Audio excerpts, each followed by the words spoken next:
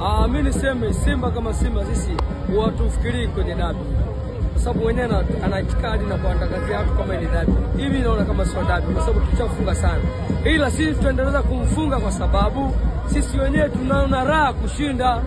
Yeye mwenzetu ameshafika mahali, ameshazoea maumivu. Sasa aendelee hayo, ukimtoa huko itakuwa tofauti na ile misari unasema Swahili. Alalaye usionaje? Usimwamshe. Ukimwamsha utalala wewe. Sisi huyu aliyelala tunataka endelee kulala.